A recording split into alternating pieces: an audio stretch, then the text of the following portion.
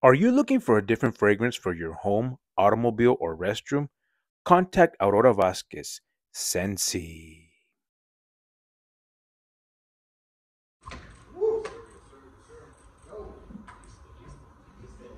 Okay, fight fans from all over the world, Grande Valley 956. We are here with Ring Magazine 2022 Trainer of the Year, Mr. Bob Santos. Sir, how are you feeling? Great, man. It's great. It's great to be here. Here in South Texas over here. It's just awesome. It's a blessing. Awesome, sir. What got you involved in the sport of boxing?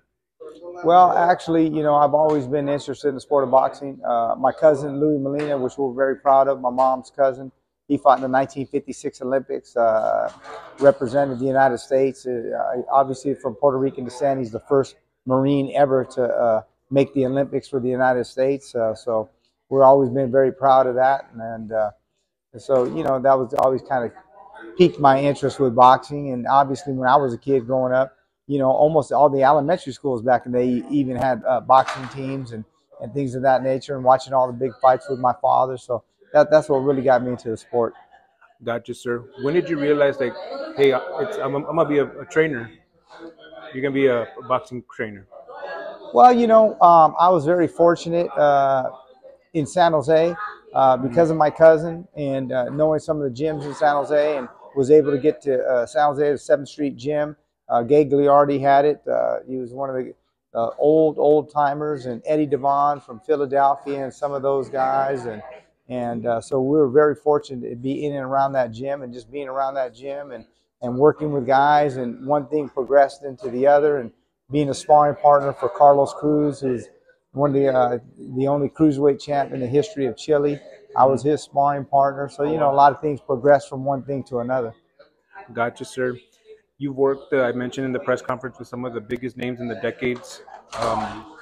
You worked with Casamayor, Robert Guerrero. I saw a podcast where you said that the Guerrero Mayweather fight was one of the biggest moments of your life, like a bittersweet moment. Can you want to talk about that a little bit? Yeah, because obviously you come into the sport like we were talking about, and being in and around my cousin, like I said, who fought in the '56 Olympics, and getting into the sport, and working in corners and being a sparring partner, and the sweat, tears, and all those types of things that you've been in through all the camps, taking him on, as a kid, from the amateurs with his father, and to finally go from, taking this 122-pound gangly kid to win the world title at 26, win the world title at 30, 35, skip 40, went to 47, and to get to that, the apex of boxing, if you will, the Super Bowl of boxing. You're fighting Floyd Mayweather.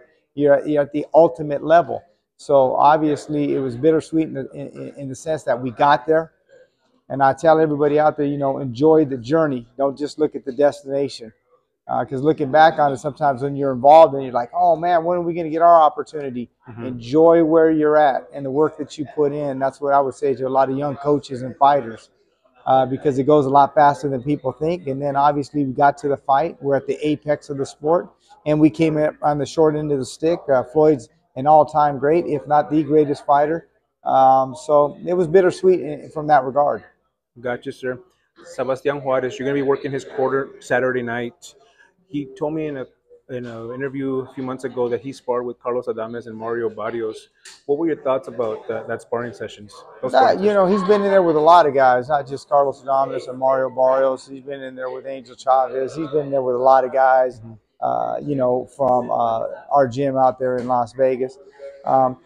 Just a talented kid, right? So, as time progresses, he knows what he's doing in there. He has a great idea. His father did a great job with him, and in crafting the foundation for him. And hopefully, we'll be able to take him to that next level. Now, he's been to a couple camps in my gym, but from here on out, he's going to primarily be coming out to train with me, and we're expecting great things from him. No two ways about it. Gotcha, sir. He's going to be into a rematch with Javier Castillo, the Mexican Flash, this Saturday. Have you all spoke or talked about a game plan this Saturday night? There's two ways of looking at it. I'm not going to reveal too much, but there's two ways of looking at it. Obviously, Erislandy Lara, who fought Canelo, is one of my fighters, and he's a guy that wasn't too big on film, didn't want to over-indate himself with film. Some guys, every fighter is different, right? So some guys, they like to get into the meat and potatoes of everything. They want to see what's going on. They want to know, they watch every round of every minute of every second.